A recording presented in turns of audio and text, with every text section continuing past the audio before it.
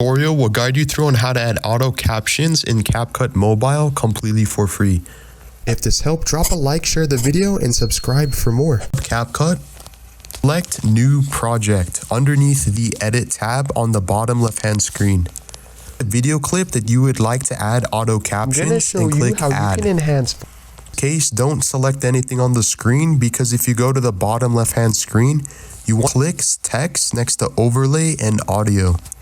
In case, you have a couple different options. If you scroll to the right, look the option where it says Auto Captions. Generate from the video or from the voiceover.